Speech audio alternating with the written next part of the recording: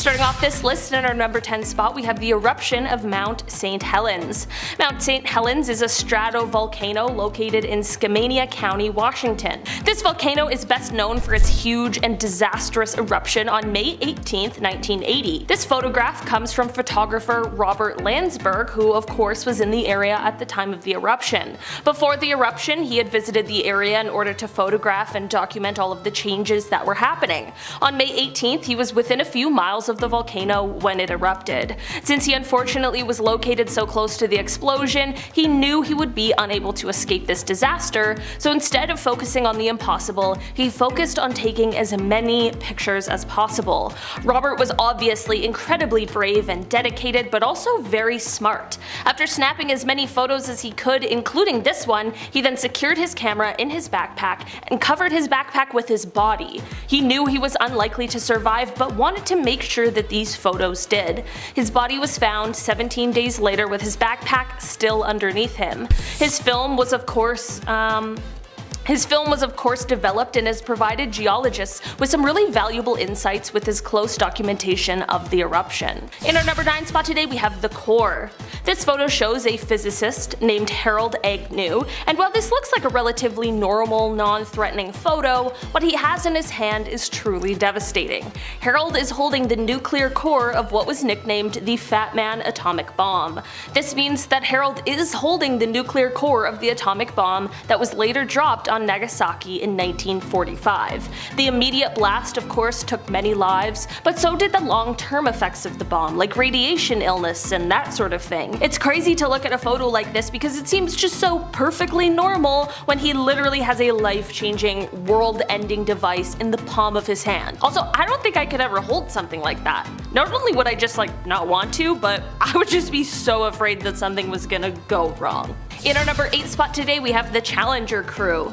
This is a photo that was taken of the clearly very excited Challenger crew as they walked down the ramp ready to head off on their mission. The crew even included 37-year-old Krista McAuliffe, who was a high school social studies teacher. She had won a spot on this mission through a program with NASA called the Teacher in Space program, and she had trained diligently for months in order to be the first non-military person in space. On January 28, 1986, the Challenger mission proved to be fatal just 73 seconds after liftoff. 2 rubber O-rings failed because of the cold temperatures of the morning, and on live television, the world watched as the spacecraft broke apart and plunged into the ocean, sadly taking the lives of everyone on board. It is an absolutely tragic event made even more chilling by this final photo. Number 7. Gloria Steinem. Oh, here we go, a scandalous one. Back in 1963, the Playboy Club in New York City was booming. It was one of Hugh Hefner's greatest accomplishments at the time. This club was the talk of the town, that is until Gloria Steinem came in and started reporting some stuff. Gloria was a feminist writer, she's an icon. She created Miss Magazine back in 1972, but her career began much earlier, around the 60s. See, she got a job as one of these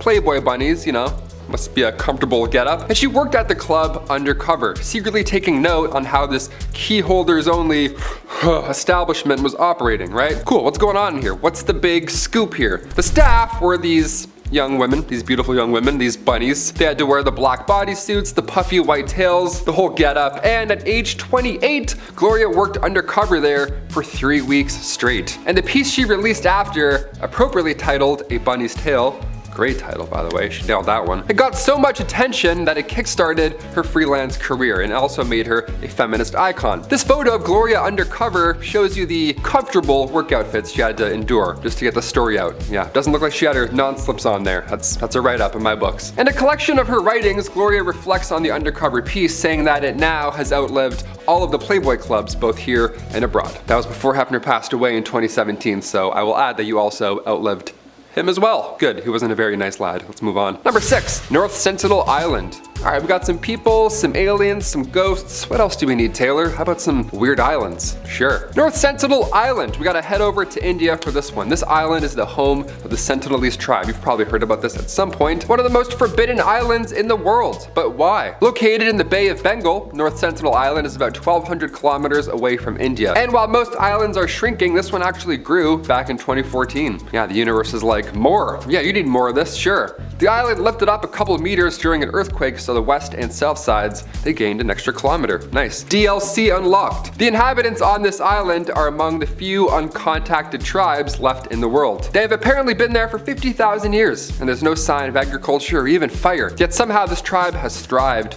for ages. Now, if we try and get close, they will try and drive anybody away. More than fair. Like, we have enough room. We're good. Let's just leave. In fact, back in 2006, 2 fishermen sadly lost their lives because they got too close to the island without knowing who was on it or what the island was. Yeah, you can't just approach random islands. You gotta do some homework. That's why I'm here. Number 5, Lascaux Cave. If you didn't visit this cave back in 1963 or sooner, well, you lost your chance because, well, humans ruin everything. Now we can't even see ancient art anymore because, well, it's too many of us. The Lascaux cave system is now a World Heritage Site in France, but once it was a booming tourist attraction. These cave paintings, see, they're 17,300 years old. They're quite ancient. We can't really touch them. You can't have someone write Steve was here on it. Can't do that. Paintings that depict cattle, bison, stags, you name it. They're beautiful. They're complex, and of course, like I said, they're extremely old. So old, in fact, that the cave was closed to the public forever in 1963 after it declared human presence wasn't healthy for the art. Yeah, our dirty coffee breath would eventually cause this art to fade away, so we had to hold our breath. We gotta leave. We gotta close it off. There we go. Plus, I'm sure somebody would have snuck in with a Sharpie by now and ruined it. You know what I mean? Or like graffiti. It would have been gone by now. You know it. 7,000-year-old paintings. Yeah, protect these for another 17,000 years, please. Number 4, Surtsey Island. Another fun island. Another weird story. Here we go. When it comes to new things in life, it's pretty rare that we get a new island, right? Especially on our planet when we're losing things and melting. How lucky are we? Sure. We're even luckier that Disney didn't build a resort here first, because now scientists, they get a chance to study what an island looks like without human interaction. That's a fun little project to focus on in the future. That's cool. It's pretty cool. It's weird and scary, but it's cool, I guess. Yeah, I'm kind of nervous. I don't know. Surtsey Island in Iceland, as of right now, it's only open to a few scientists and geologists. Everybody else, beat it. Go find your own island. Get out of here. It was born from a volcanic eruption back in 1963, and scientists, they have one rule on this island. Don't talk about Fight Club. And the second rule is no seeds. Yeah, no life, no chance at life at all. Choose something else, anything else, please. One guy accidentally pooped out a tomato seed and he almost ruined the whole operation. Guy almost ruined his entire plan. What a stressful job. It's so eerie to see the oldest human history and then immediately after see a new island where humans are forbidden. It's like, we're not allowed to go and be places anymore. I'm kind of, that's not great. What are we doing here? I'm just breathing on things? I can't take a shit on this island? Number 3, Spaceman. Look, we've all been photobombed before. It's a blessing in disguise. You look back at prom photos, some dude's trying to do a moonwalk in between, his face is like melting this way. It's great. You're like,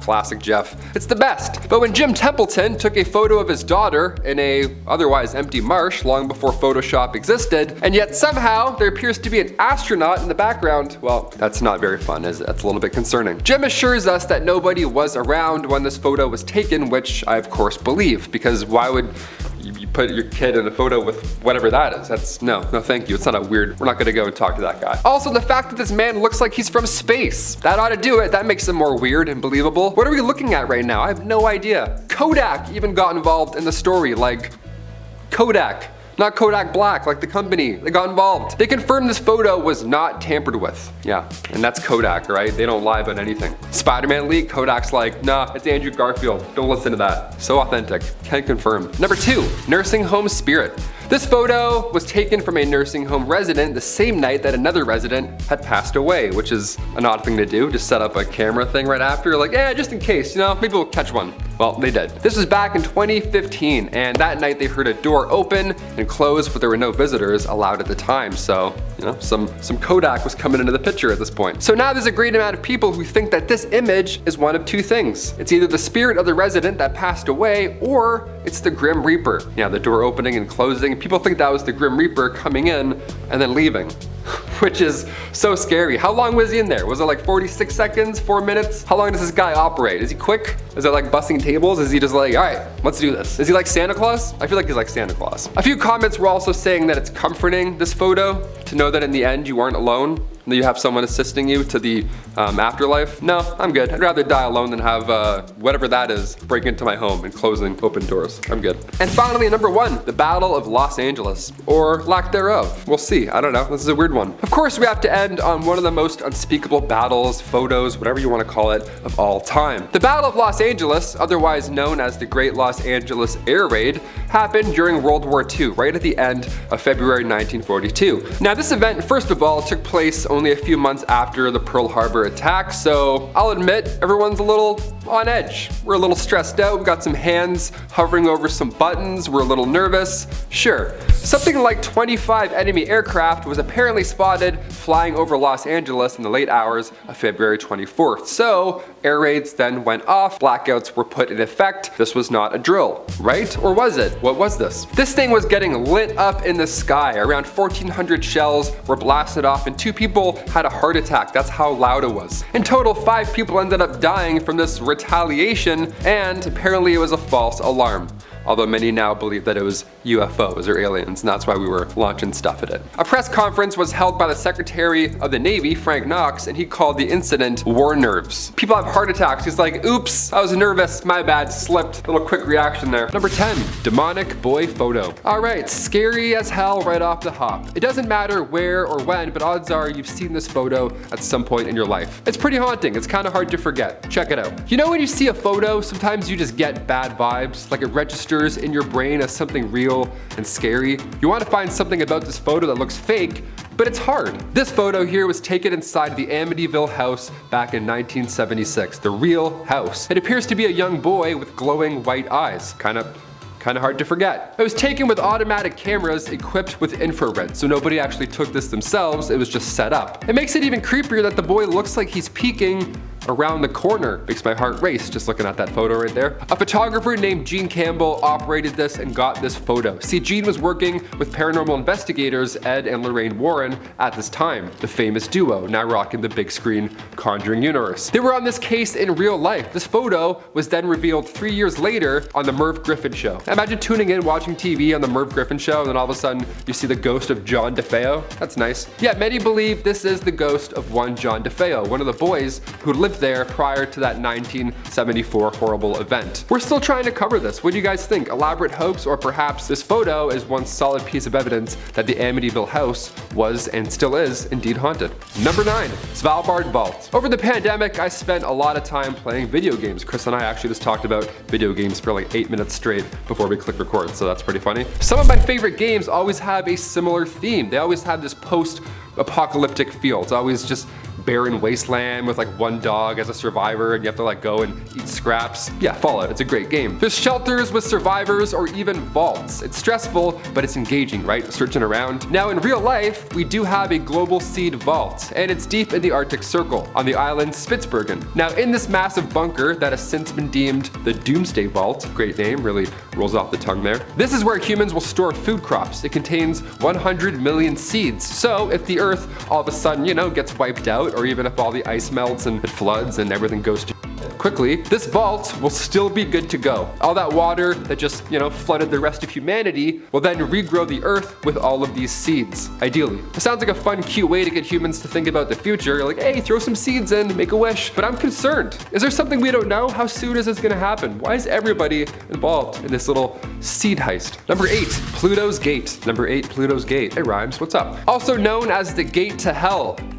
Okay, that's horrifying. These ruins discovered in Turkey back in 1965 are beautiful, but they're also cursed. Historians believe that the site is the ancient city of Hierapolis, and if you're thinking about visiting these eerie ruins, well, you better leave the family pet at home. Yeah, any and all animal that enters these ruins, they also meet instant death. Sparrows were tossed in, and then they immediately stopped breathing and they dropped. This was horrifying locals, so they had to resort to science. Scientists have figured out the solution, and it's still pretty haunting. They measured the CO2 concentration, and it turns out while the sun is up, it burns away the gas, but at night, when the temperature drops significantly, the CO2 becomes heavier than that of air. Then it creates this deadly gas cloud on the floor, and then when the sun rises back up again, the concentration of CO2 hits 35%, so it's deadly enough for animals and sometimes even humans. Yeah, just stay away from anything called the gates of hell.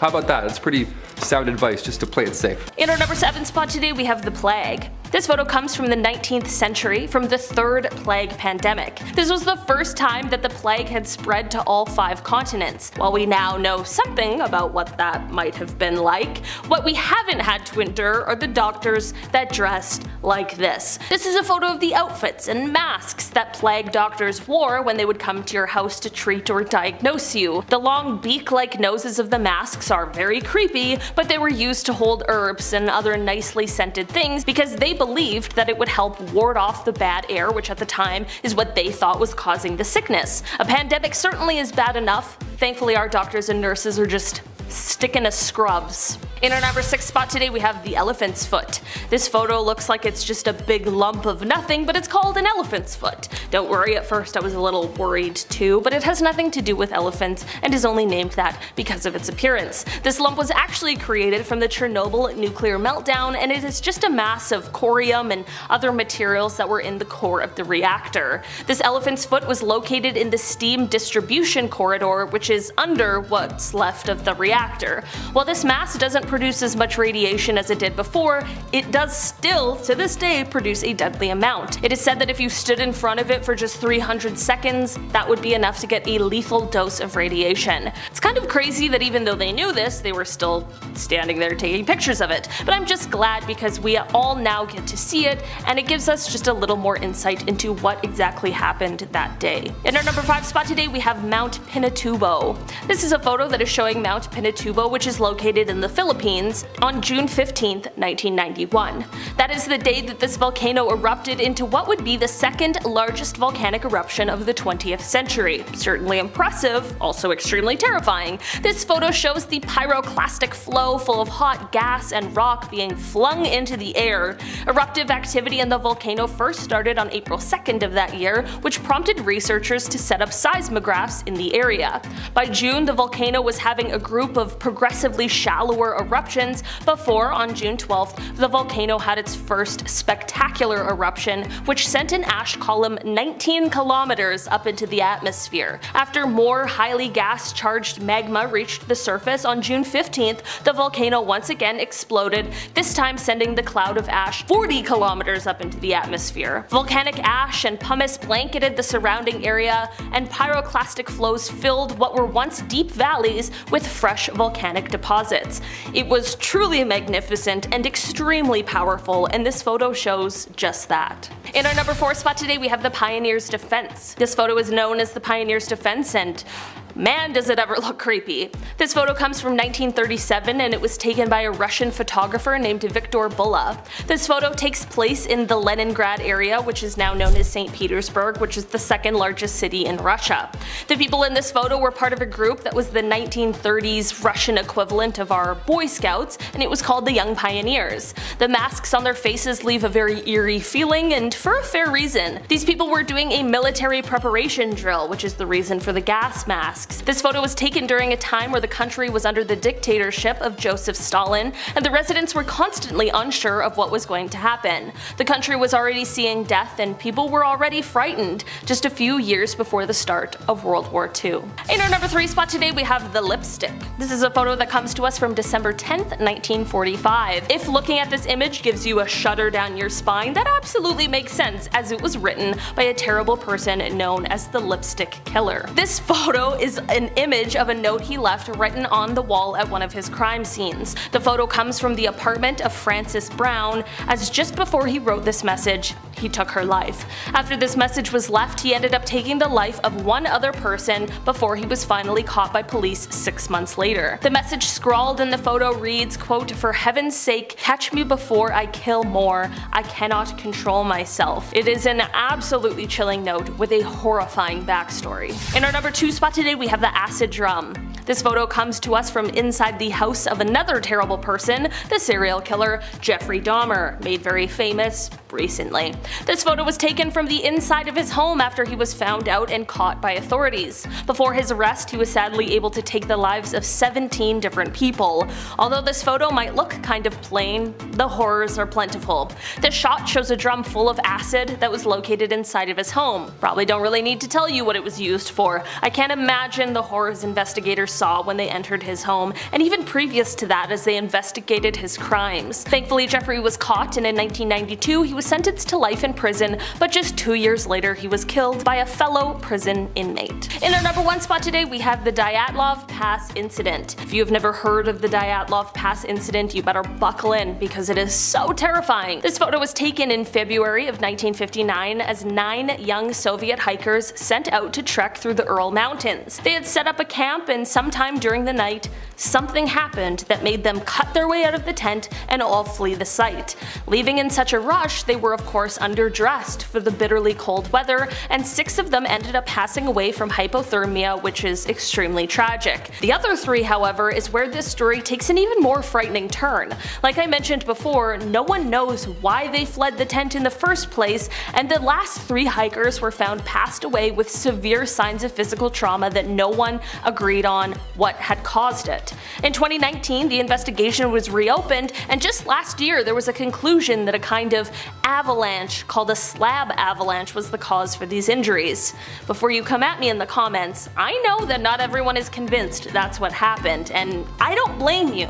It's really strange. So? Number 10. Russian Bigfoot caught on tape. The exact location of where this video was taken is still unknown. In fact, there isn't a ton known about this video at all, but what is known is that it was taken somewhere in Russia. That's about it. And people actually believe that it captures the real Bigfoot, or one of the many Bigfoots out there. This is the Russian one. They got a Russian Bigfoot. What do we all think here? I wanted to start with one of the most insane videos I could find. I think I nailed it. How'd I do? I don't know. This one comment dives in further. The user says, the title of the original video was called Chichuna, but in Russian script. The creature hops, sometimes sideways like a lemur. Of course, lemurs have tails, which make that type of movement easier. And chichunas are sometimes described as having tails, but this creature doesn't appear to have one, does it? No, it looks like a blob of scariness. I don't even know. The original footage was in all Russian and claimed to have been shot in Siberia. It also featured a boy and a dog in the foreground who didn't appear to be all that concerned, but I still believe this footage to be genuine.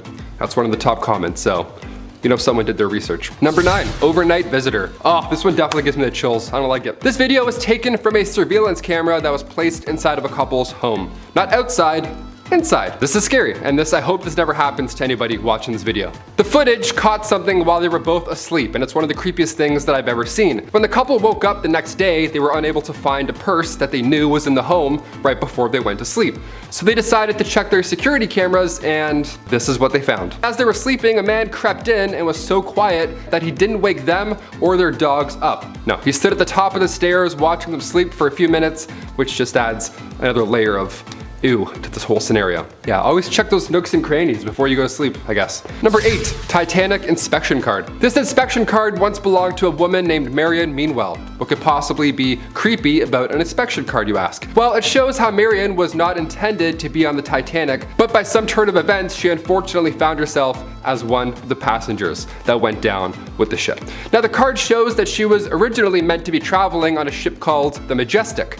For some reason, the trip she originally had planned was delayed, and she instead was assigned to the ill-fated Titanic. Yeah, you can see the word Majestic is literally crossed out of her card. You know, adds to the creepy element because it shows her literal change in plans. Number 7, The Lady of Raynham Hall. This one's a classic. If my grandma was still alive, she would have loved this one. If you haven't seen this photo, it's gonna live rent-free in your head from here on out. This spirit is said to haunt Raynham Hall in Norfolk, England. Nice. My old home. Not Norfolk, but I have English family. What's up? This tale kicked off back in 1936 after a photo went around through Country Life magazine. I guess that's its way of going viral back then, right? This photo shows a spirit, apparently, wearing a brown gown. Hence where her name comes from, the Brown Lady of Raynham Hall. Just casually floating down a staircase. That's lovely. Imagine seeing this in real life. I'm sweating doing this list. Legend has it that the ghost is that of Dorothy Townshend. She was the sister of Robert Walpole, the first Prime Minister of Britain back in 1676. Some reports say the image is a result of long exposure, just gone awry, but you know, either way, I don't like looking at this photo, so let's move on. Great. Number 6, the Gates of Guinea. Another bad portal to another bad place. The souls of the dead have to go somewhere, and depending on your beliefs, that somewhere could either be beautiful, it could be peaceful, or it could be absolutely terrifying. Who knows? One of the three. In the world of voodoo, that place is an underworld called the Gates of Guinea. And here is the front door. Yeah, located in Louisiana, this tomb, that of voodoo priestess Marie Laveau, is apparently the entrance to these deep waters, this twilight realm. And some voodoo followers try and open these gates to access the souls of the deep. And apparently the goal after that point would be to use the dead almost like zombies, like your own little personal zombie army. So that's horrible, I guess. Number 5, backseat driver. This photo here is from 1959, and it certainly looks like it. It was taken by a lady named Mabel Chinnery, and the photo at first glance is just a classic 60s shot of a man in a car. That man was Mabel's husband. Now the man in the back seat, however, we have no idea who that is. Apparently they weren't there in real life. Her husband was the only one in the car at that time. And also, that's a pretty tough angle. If you wanted to recreate this photo with your friends after work, it would be hard. You have to really line something up there. Some Edgar Wright shot has to happen, you know what I mean? It's like he's appearing to us through the seat almost. So either this is a lie, and there was indeed a man sitting in the back left seat, or like Mabel believes, this is her dead mother-in-law. Now, if she had said father-in-law, I'd think maybe it's a spirit, but this for sure looks like an older man with a collar. So we don't know. A lot of ghosts just like to hang around. Honestly, Mabel, just see a priest, just to be safe. Number 4, ghost pilot. Oh, this one gives me the absolute creeps. I'm hoping it's just a friendly ghost, but really, you never know. I never know. I don't know. I don't want anything to do with any ghost, but sometimes they're friendly, apparently. Any sort of spirit, I don't welcome. There, I said it. The ghost pilot is a photograph that shows a spirit from 1987, when a woman named Mrs. Sayer was visiting an airfield in England. So of course she did the tourist thing and she got a photo in the cockpit, as we all do. Especially now if you're seeing Top Gun, I'd be like, yo, get a photo with me. But while you're sitting in there getting that tourist photo, do you ever think of who may have sat there before? It's kind of creepy, right? People swear the Titanic was a cursed ship and that spirits were responsible for the ship's bad luck. I personally believe it was the iceberg, but you know, I'm open. Next time you want to sit in the pilot's seat, look around for spirits. This image was developed and it appears somebody or something is in the helicopter with Mrs. Sayer. Yeah, nothing like finding out after, eh? Oh. Number 3. The Spectre of Newby Church. This one comes from 1963, so it's a little more recent, but even so, this is one of the most convincing on this list, in my humble opinion. Reverend K.F. Lord took this photo in the Newby Church in England. England's a hotspot for ghosts, eh? Damn. And Lord ensures us that this photo is 100% real. I mean, to be fair, it looks like the spirit is facing the camera, so I don't know. It's a great frame, but I'm still believing. The whole Plague Doctor vibe going on here, that's what makes me feel gross here. Anything with Plague Doctors is always giving me the creeps, so I can't even look at this photo. The figure seems to be standing on the first step to the altar, yet somehow it is still taller than the actual altar itself. We think this being, this ghost, is about 9 feet tall, so whoever faked this, if that is the case, they must have been on stilts or something. Also, stilts and a sheet over your face on a staircase? I don't know. I don't think anyone faked this. That's for sure a very tall demon. Drink your milk, then you'll be tall and strong in the afterlife, just like that demon right there. Number 2, the Paris catacombs. As above, so below is an underrated horror film. It's very good. If you haven't seen it, go check it out. Makes you all sweaty and not nice. In the movie, a team of explorers accidentally go too deep when exploring the Paris catacombs, and in turn they have to face their own hellish nightmare. I'm not going to give anything away. Well, this is not too far-fetched, it seems. In what feels like a never-ending maze, the tunnels underneath Paris stretch for hundreds of miles. See, originally the tunnels were built for Paris stone mines, but near the end of the 18th century, it turned into something a little more haunting. Cemeteries at this point in history were starting to fill up, and I mean that in a literal sense. Like bodies, it was gross. We didn't know what to do, right? Humans didn't figure out the cleanliness thing for a while, so bodies would be laying on the side of the road. So the solution here was to use these catacombs, right? These tunnels have been there for centuries, so you might as well put them to good use. And by good use, I mean arguably the scariest basement in the world. Just walls of skulls. What could possibly go wrong? So haunted. Never go in there, so haunted. Do you live in Paris? Have you seen this? Has anyone actually been down there? I want to hear your account. Comment down below, because that's a scary movie, man. That's really not great. And finally, number 1, Chernobyl. One of the greatest nuclear disasters ever in history. On April 26, 1986, reactor number 4 at the Chernobyl power complex exploded due to unstable and low power levels. Reactor 4 had been shut down a day before due to maintenance, and the next day at 1:23 a.m., radioactive debris compiled of fuel and reactor components just rained down all over the building. It's a nightmare scenario. Toxic fumes were carried from the wind and after just 4 months, 28 workers had died due to radiation exposure. Eventually, they had to evacuate over 100,000 residents, and to this day, that zone is a no-go. Number 10, the isolator. The last thing anybody wants to do after the almost 2 years we've had. Ugh.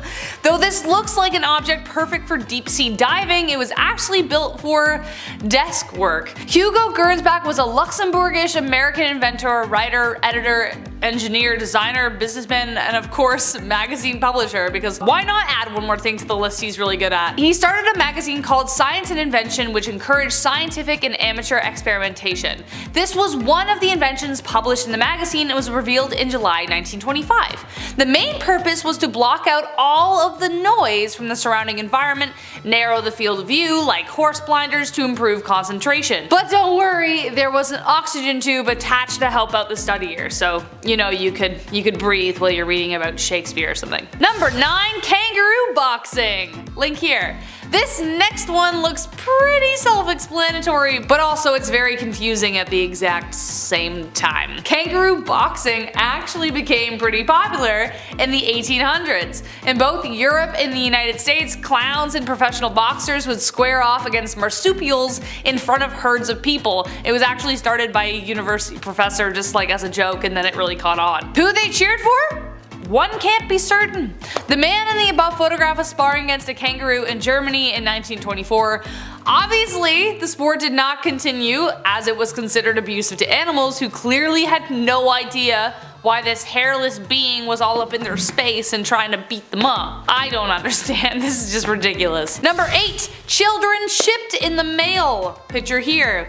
Sounds ridiculous, is ridiculous. But did it happen? Of course it did. However, this picture was actually staged, but this actually did happen. Imagine your sister calling you and telling you your nephew is visiting, and then minutes later the doorbell rings and your nephew is just like chilling with some packing peanuts in a cardboard box. Well, not quite. The postman had to play a kind of babysitter a bit. Shortly after package delivery, a revolutionary thing on its own, was introduced, a couple in Ohio sent their infant son to their grandmother's via postman in 1913. It cost 15 cents plus $50 insurance.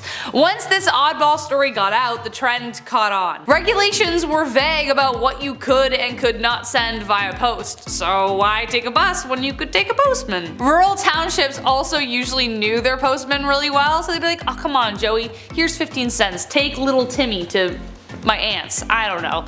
So they trusted them, they weren't just passing them off to strangers. However, eventually new regulations came out banning the practice. Finally, because it's just weird. Number 7, Norway Lights. Natural light phenomena is common in our big beautiful planet. The northern lights, the green flash, solar eclipses, you name it. I bet those were all pretty alarming back in ancient times. Now some of these natural events look otherworldly. They look cosmic almost. Most of the time there's an explanation waiting, but for the mysterious glowing orbs floating over Norway, the Havsdalen lights as locals call them, we still need some answers.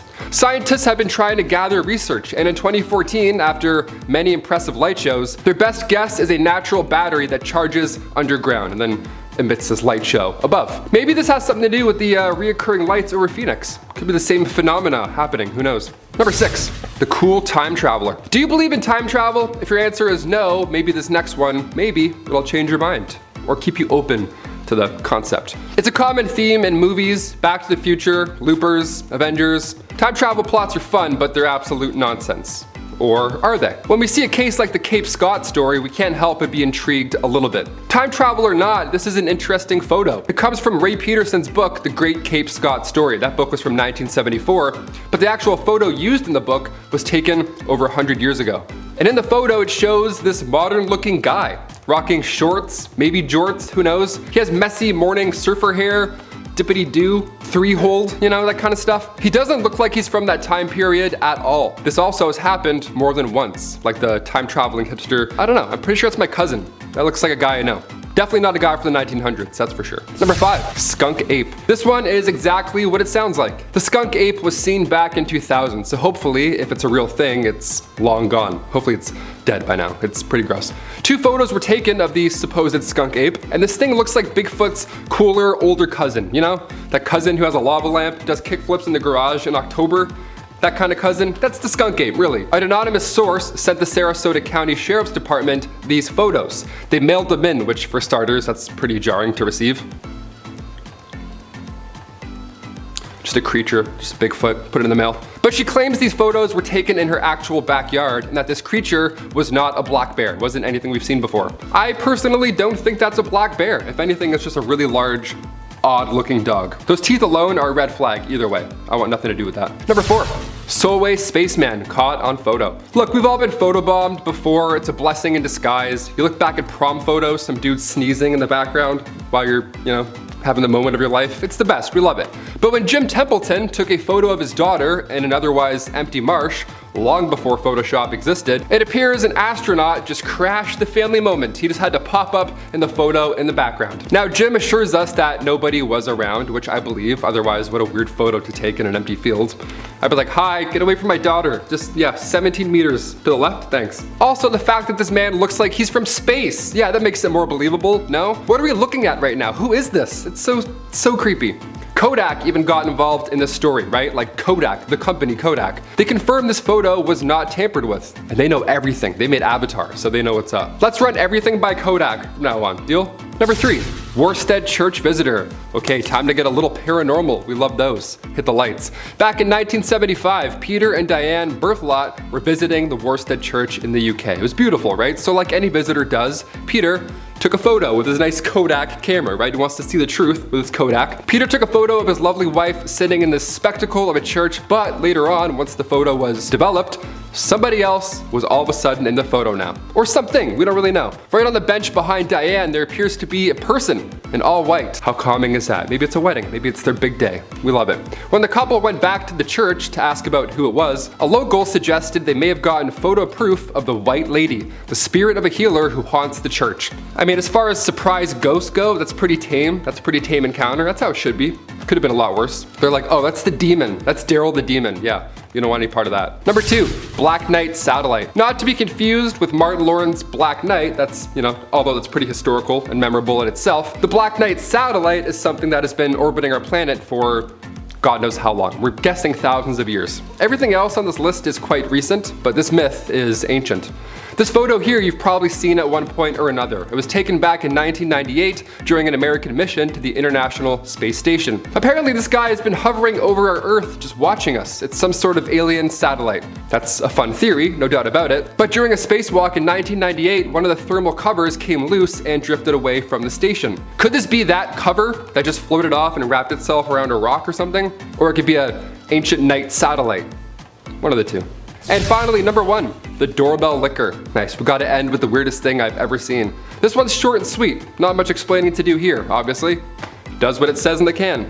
Back in 2019, a man was caught on surveillance, a doorbell camera, approaching a home in a neighborhood in Salinas, California. He doesn't say much, he just shows up, doesn't drop off any package, nothing like that. He just shows up and starts licking the doorbell. Not the camera, but the actual doorbell, like the button.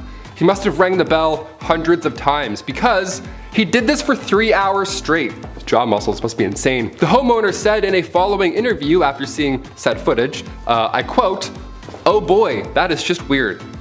Yeah, that's what they said to that footage for 3 hours of a man licking their doorbell. They're like, oh boy, that's weird. If that was me, I'd move. I'd be halfway packing. I'd be like, oh boy, that's weird. Grab a box, let's go. We're moving. Starting off with S for secret. Alrighty, so here is from the Polish Constitution Day celebration in Chicago, specifically the one from 1978. On the left there, all washed out and crappy old flash display style, is First Lady Rosalind Carter. The guy shaking her hand, or rather just holding it and staring off camera like a waiter just went by with a tray of warm sausage rolls he wants to really get into, is John Wayne Gacy. And if you're also thinking, yo, what is up with this guy being in so many random famous photos, you're absolutely right, and it's genuinely strange how photographed and out there Gacy was. By the time this was taken, he had already killed over 20 people. Also, when he wasn't side hustling as a clown, he was super active in the government and politics, thus why wearing the S on the lapel. It was given to him by the Secret Service to indicate special security clearance, so the S literally does stand for secrets, both the US government's and his own. Whose secrets are worse though, huh? Anyways, at the bottom of the handshake photo, you can see the handwritten address to John Gacy, best wishes, Rosalind Carter. I've heard beauty is pain, but I haven't heard beauty is the next Saw movie? Check out the Beauty Calibrator. Seeing pictures, you may think it's some sort of Middle Ages torture machine, or as said, literally one of those Saw movie head devices. But surprisingly not. It's another way to point out women's insecurities and find the smallest things possible to make them feel bad over. Meet the Max Factor Beauty Calibration Machine. It is the only one in existence, thank God, and in 1932, the makeup legend Max Factor came up with this ingenious invention combining phrenology, cosmetics, and insecurity gaslighting with pseudoscience analysis of a woman's physical flaws. Max Factor's Beauty Calibrator enabled Hollywood makeup artists to pinpoint where facial corrections needed to be made down to a literal fraction. The machine, also known in the trades as the Beauty Micrometer, revealed that a natural perfect face was a myth. Every single woman was imperfect and needed correction, and this machine could find it by taking precise measures. It would mark spots that needed to be fixed, and then the artist, once the helmet was removed, could correct all the new insecurities with makeup that you didn't have before you put the stupid thing on. Next up is a photo that's all dramatic flair, the death card. Masseria represented an outdated mindset in the mafia world, one that could no longer be reasoned with diplomatically. The same is true of his rival Marandano. The ongoing tit-for-tat killing between the two genuinely wreaked havoc on not only the streets but in the mafia hierarchy itself. Those resistant to change generally don't last long, and meetings of the mafia elite tried to bring around at the end of bloodshed, but Marandano especially consistently manipulated matters to his own advantage. In order to facilitate underworld peace, the consensus turned from diplomacy to the inevitable. One of these guys had to go. The final straw, according to the accountant Nicola Gentile, was when the police informants called Masseria and said knock off the violence. Having an idealism for peace, he actually responded by disarming his men, and they were all pissed. Joe the boss, Masseria, his bodyguards, and Lucky Luciano all met at a seafood restaurant at 3 p.m. on April 15th of 1931. Luciano excuses himself from the card game while that they're playing to visit the bathroom. This is the signal for the hitmen. The bangs could be heard from around the block apparently, as Joe was hit from behind 4 times in the back and 1 in the head. And it's born, the infamous Ace of Spades shot. It added to the cult status of this hit, but many expect that the Ace of Spades card was placed between Masseria's fingers after the hit by a photographer just for the shock factor of the press. Number 7. Mummies for sale. Considering the frenzy that people get into when archaeologists discover a new mummy, you might be surprised to learn that this picture is actually a street merchant selling mummy merchandise of actual mummy. During the Victorian era in the 1800s, Napoleon's conquest opened the gates of Egypt to the Europeans, making mummies a really hot commodity. Like, imagine somebody uncovering your aunt and going, ooh, we could sell her. Weird, right? Like 1,000 years from now? They could be purchased from street vendors, just as you see from this photo. The Euro elite used to even have mummy unwrapping parties, which is exactly as it sounds and not what you would expect people to do with a corpse. But even weirder than that, people actually thought ground up mummies had medicinal properties. It was so popular that it even instigated a counterfeit trade to meet the massive demand for magic mummy ground stuff. What did the counterfeit trade involve? The flesh of beggars instead of mummies. All that behind one picture. Number 6. Half and half. This next one actually has a kind of sad story behind it, but paints a very clear picture of the division between Catholics and Protestants, and actually just religion in general. This picture depicts 2 graves in the Netherlands, one belonging to a Protestant and the other a Catholic. In 1842, a 22-year-old Catholic noblewoman fell passionately in love with a 33-year-old commoner, a colonel in the cavalry who was also Protestant, a big no-no. Their marriage was a total scandal, but they said screw you to their peers and stayed together for 40 years. The woman's husband died in 1880, and to forever unite them, she built a grave that would forever keep them together even though they were apart by a wall. The old cemetery was strictly divided into Catholic, Protestant, and Jewish sections, so these 2 monuments were built so they could forever be together. Does anybody have a tissue? Number 5. Leo the Lion! Believe it or not, you've seen this lion before. In fact, you've probably seen him many times while watching your favorite films as a kid and even now. The lion in the photo is the one, the only, Leo the Lion, the majestic beast who roars the MGM logo, like the old one. Leo the Lion was the regular star of MGM since it was founded in 1924. The first MGM lion was called Slats, not Leo, and he actually didn't roar, he was just kind of like looking around. It was more like a gif. But Leo is actually the most familiar roar, like everybody knows what he sounds like. But who is the man having tea with such a lion? Well, that of course is Alfred Hitchcock, the king of thrills. This photo was taken in 1957 of the two legends posing to enjoy a hot cup of British tea. Number 4. Walter Yeo. Though the picture itself is a little disturbing, it signifies a life-changing moment for Mr. Walter Yeo and also for thousands more.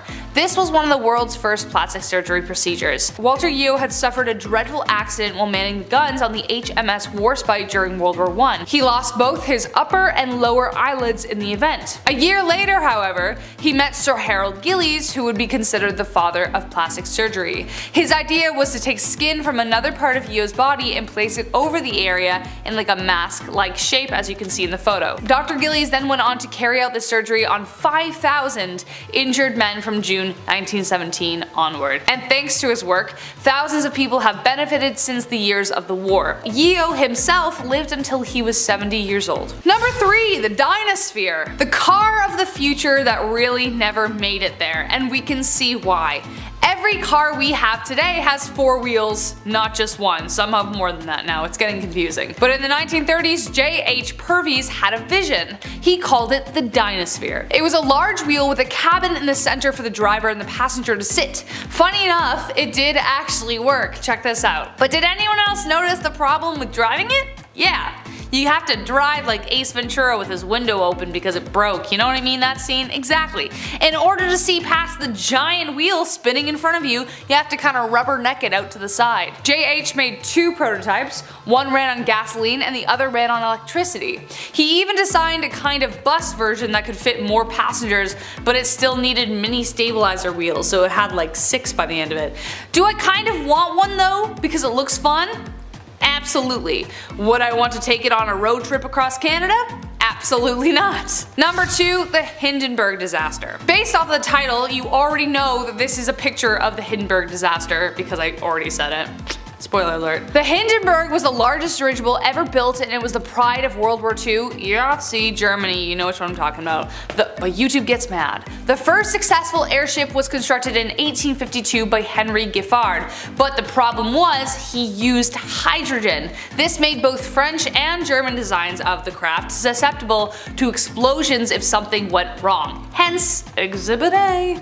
What you are seeing in the photo is the direct aftermath of a devastating accident. On May 6, 1937, the dirigible touched a mooring mast in Lakehurst, New Jersey, sparking the explosion, which took the lives of 13 passengers and 21 crew members. Something as simple as a small spark from the engine ignited the hydrogen core, and the craft fell 200 feet to the ground in flames.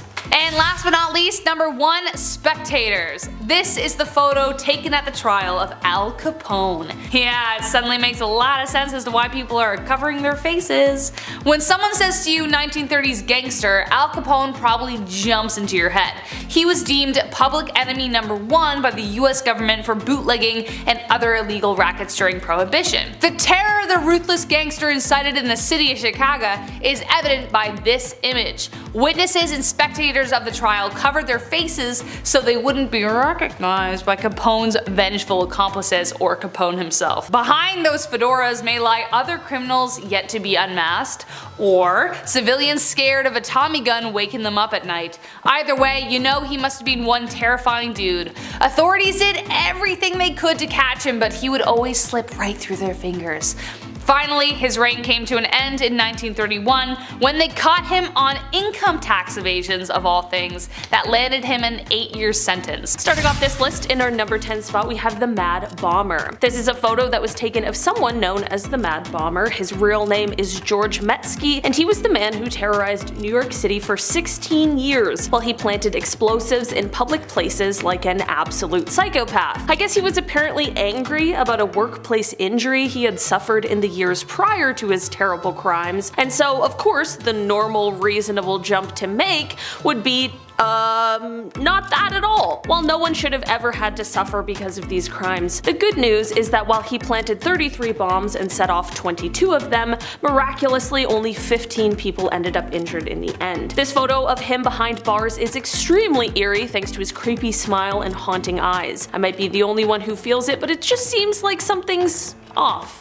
You know? In our number 9 spot today we have the figures of the fire. This photo is both extremely unsettling and super captivating as it shows a scene after the Great Fire at Madame Tussauds in 1925. Of course, this wax museum is famous for the extremely lifelike wax figures that are created and find their home there, so you can only imagine the aftermath of the fire. These lifelike figures with missing heads and appendages, burnt skin and hair, and just clothing in disarray. Seeing this photo for the first time without knowing the story behind it was definitely a bit of a confusing and terrifying experience. The heads on the ground really freaked me out for a full 5 seconds. As scary as it is, I'm glad to hear it's not real and just some creative casualties rather than what this photo appears to be at first. In our number 8 spot today we have the Spectre. This is a photo that was taken in England in 1963, and it became known as the Spectre of the Newby Church. That is, of course, because of the ghostly figure that can be seen in the photo. I personally am always a little suspicious of ghost photos. Some are certainly more convincing than others, but Photoshop in 1963 wasn't exactly as accessible and easy as it is now. This photo is said to have been taken by Reverend K.F. Lord inside of the Newby Church, which is located in North Yorkshire, England. Of course, I mean, like many of us are going to do, people were really skeptical of this apparition and just believed it was a well done case of double exposure, which, to be fair, is entirely possible. The Reverend continued to swear up and down, however, that the photo was not doctored, so at this point, there's no proof to prove either side, and it's just a game of he said, she said. So, what do you guys think? Apparition caught slippin', or is the Reverend just making it up? Next is a series of photos recovered before they could be lost. Holes in a window. Former LAPD reserve officer turned photographer Merrick Morton was faffing around in the LA Police Department when he comes across a stash of LAPD crime photos ranging in the dates of 1920s all the way to the 1970s. These were cellulose nitrate based film, and the negatives were so decomposed they're deemed fire hazard, but Merrick saw enough of the few stills to know that they'd be an absolute effing gold mine. Working with Phototeca Photo Digitation Service and the US National Film Archive, the photos were given a new life. This collection is NSFW and there are hundreds. Now spruced up, the Macabre photos are mostly crimes and many of them violent and depicting the bodies or surviving victims' injuries. Obviously the ones you're seeing on screen as I'm talking are tamer, such as my choice, the one you're seeing now, holes in the car window. Something about it gives me a deep sense of discomfort, thus the choice. The collection contains recognizable crimes and faces too, an unusual photo of Malaya Nurmi dressed as Vampira, pictures of comedian Lenny Bruce's OD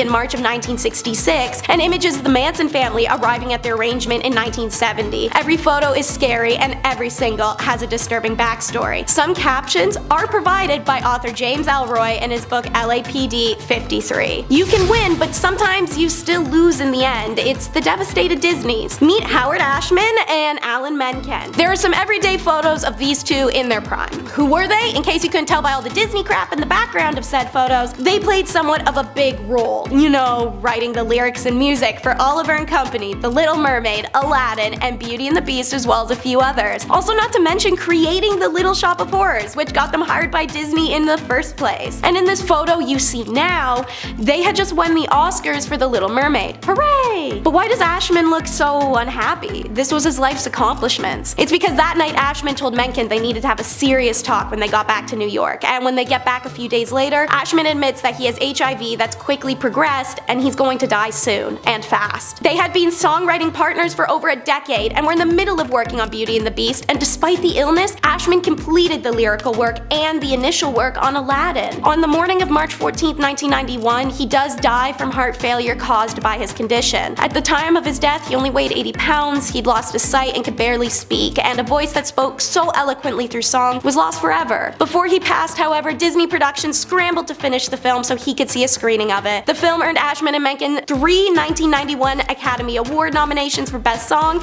and the title song winning the award. Perhaps most amazingly, Beauty and the Beast was the first animated film ever nominated for an Academy Award for Best Motion Picture. So it looks like a photo of two men achieving their wildest dreams, but it's a record of their last normal moment together. Oh look, it's the D-Bags Day Off! Camp staff! Check out this jolly-go-lucky group. They got the day off of work because the weather was nice for the first time in a long time. During the wartime, that must have been awesome, especially being young. Finally shirk responsibility, maybe go get a pint, have a picnic, hang out with each other, maybe get a little frisky, lavishing in the sun. I'm done looking at them. In fact, I'm sick by having to look at them. When that group of people is gonna have lighted and silly summer fun on a day off, they're going back to their jobs at the camps of World War II to do exactly what you're thinking they would be doing for work when I say they work at the camps of World War II. And they enjoyed it. This wasn't one of those mandatory war jobs or excuses you can make up for following orders. These young adults, who may as well be the grandmothers, grandfathers, or great-grandma or pa of people even watching, chose to do this job and actively enjoyed it. So this is a good reminder it's not that far in the past, and these people most likely took lives shortly before or after this photo was taken.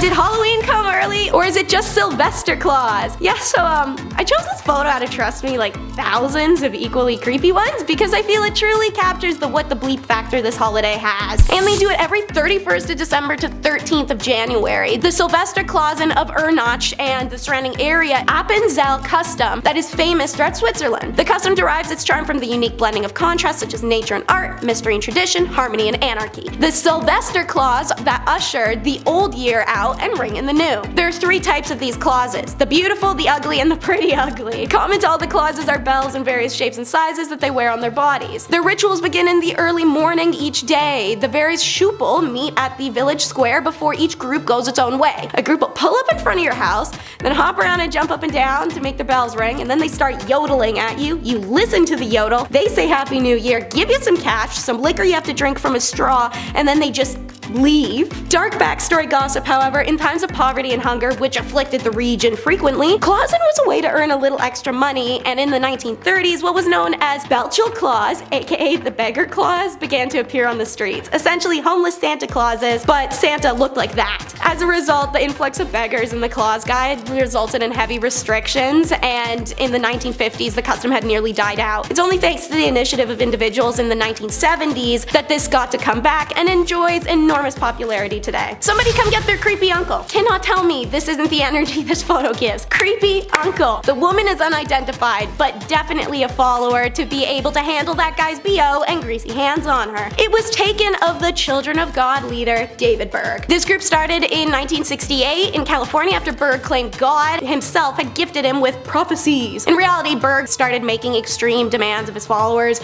give up their money, worldly possessions in exchange for limited outside access, horrible cramped living conditions, brainwashing, and would make this group famous for really bad reasons I can't and would rather not get into. Former members of COG have been outspoken about the childhood they suffered growing up in the communes. Actress Rose McGowan, the most famously outspoken, published her story of 9 years in the group. Actors Joaquin and River Phoenix, also raised in the cult, had it harder than Rose, and that trauma plagued River especially. He was actually the original heartthrob of the 80s and 90s, a role, fun fact, DiCaprio only managed to take once River's substance addiction caused by his traumatic childhood unfortunately took his life. So more of an unfun fact, but the matter stands that River painted the way for DiCaprio, and this psycho ruined a lot of people's lives. Have you ever seen a photo you can feel? Before you see the photo itself, you're gonna learn about the man in it. So, Joseph Goebbels, a National Socialist politician and propagandist who held multiple high-rank roles in the Yahtzee party. As a party chief for Greater Berlin, 1926 to 45, Reich leader of propaganda, 1929 to 45,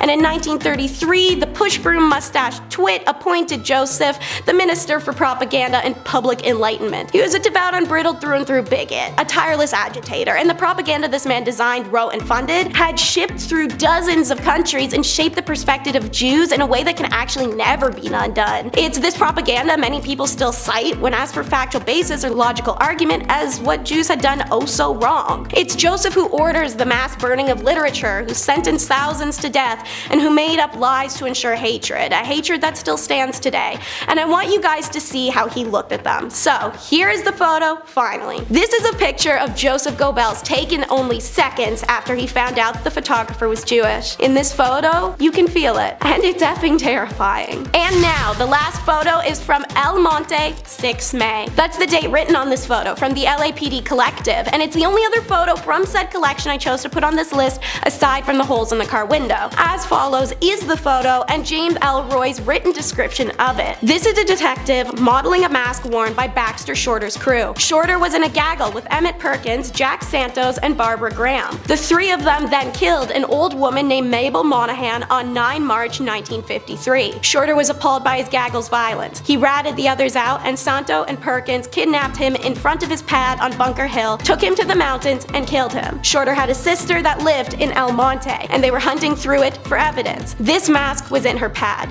James Elroy. If Mabel Monahan's former son-in-law Tudor Scherer hadn't been a Las Vegas gambler, the 60-year-old widow probably would have never been killed. Also, if she didn't stay friends with him after he divorced her daughter, that'd probably have helped. But she did, and people found that weird. So there had to be something at play, right? Maybe Scherer trusted her so much he stored his 100 grand floats there. Ex-cons Emmett Perkins, John True, and Jack Santos think that, and they plan to take it. Barbara Graham joins the group to be their key into the door. Mabel takes a while to open up, but Barbara persuades her with the story of a broken down car and pleas for the phone. Mabel was reluctant, but the young woman was alone, and the widow knew firsthand how scary it could be for a woman to be on her own at night, so she let her in. And in comes John True, Jack, Emmett, wearing rubber masks. We're gonna take a pause. Ladies and female presenters, our own sex does not guarantee our safety, and you can't predict anyone's intentions. Please trust your gut if it says don't open that door. Mabel is struck on the head, left gagged and bleeding in the hallway. The group ransacks her home for a safe that never exists and panic when there is none, so they just leave her there. Mabel is dead for 2 days in her home before she's found. The investigation into the slaying of the Burbank widow began, and it was a long one, filled with drama. In the end, the four are charged with conspiracy to commit burglary, robbery, and M-word on June 3rd, 1953, in the death of Miss Mabel Monahan. Number 10, the Cube. Alright, Transformers fans, let's do this. I feel like we're hearing more about these things like UFOs or UAPs, whatever you want to call them now. I feel like we're hearing about them now more than ever. So, why not kick this weird list off with something off-world? We have to include some alien cover-ups, right? It's me, it's Taylor, why not? I figured that I'd find one that's also not too well known. We haven't seen this one, you know,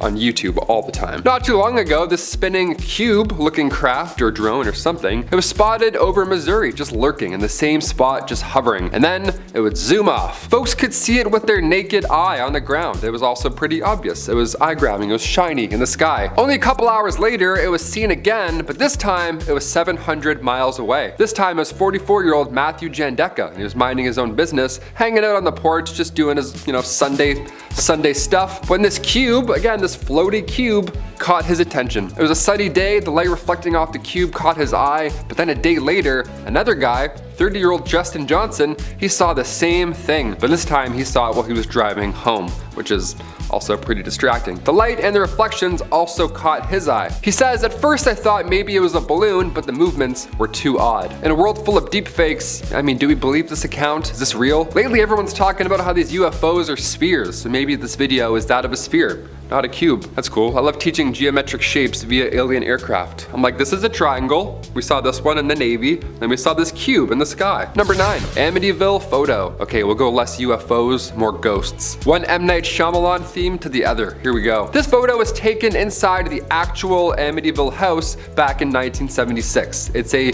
young man, it appears, with glowing white eyes. How comforting is that? Pretty hard to miss there. He's got the glowing. Yep, looks very Sin City of him, just to stare with his white eyes. Now at first I thought this was from a horror movie, right? All those Amityville knockoffs. It looks obviously fake or set up in some way, until you start to read about the details here. See, this photo, it was taken with automatic cameras equipped with infrared, not an actual person. So this young lad here probably wasn't expecting a selfie. Why he wasn't smiling or throwing up a peace sign. Makes sense now. Photographer Gene Campbell set up the photo and took it back in 1976. Now at the time, Gene was working with paranormal investigators Ed and Lorraine Warren on the actual case. I'm scared now. This photo was revealed 3 years after it was taken on the Merv Griffin show, and many believe this is the ghost of John DeFeo, one of the victims in 1974. Now, you can't really do this anymore, right? You can't whip out photos from a otherwise crime scene and be like, okay gang, what do we think? Spirit or not a spirit? Vote yes, no? Obviously there was backlash after this for obvious reasons, but it took 3 years for that photo to reach the public eye, and now everybody believes in ghosts, or they do a little more than they did before that show. This was long before the Conjuring movie as well, obviously, so this was quite random to see on TV. Do you believe in ghosts? What's the ratio here? Comment down below. I'm not a believer, I'm not gonna lie. I've tried numerous times. I got the Ouija board, did the whole thing.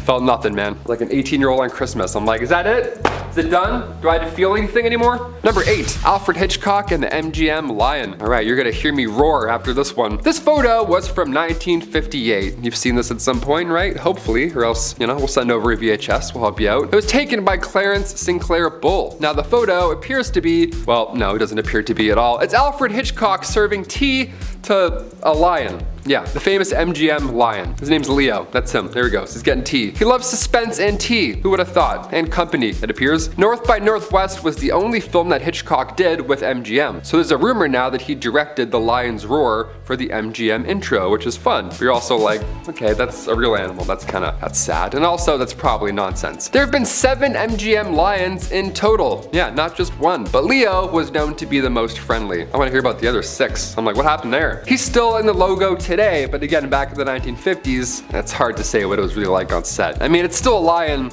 being held down for a photo, so probably wasn't a friendly vibe for that fella. In our number 7 spot today, we have the Tsar Bomba. This is a photo that was taken on October 30th, 1961. It was quite the Halloween spooky fright that year, as this is said to be the largest and most powerful nuclear weapon ever created and tested. The hydrogen aerial bomb was developed in the Soviet Union by a group of nuclear physicists that were under the leadership of Igor Kurchatov. The bomb was dropped by parachute and was detonated autonomously. While this test was meant to be a secret, it turned out to be less than well kept, as it was obviously a huge explosion that was detected by United States intelligence agencies. A secret US recon aircraft called Speedlight Alpha was there monitoring the explosion, and it got so close that it had its anti-radiation paint absolutely scorched off. The photo clearly shows the bomb as it exploded, and it is said that this bomb was 5,000 times stronger than the ones that were dropped on Japan during World War II. That's not to say that those ones weren't strong, because they were absolutely devastating. It's just an example to show how large this one really was. In our number 6 spot today, we have the 3 Jacksons. On August 21st, 1934, 3 fearless acrobats known as the 3 Jacksons,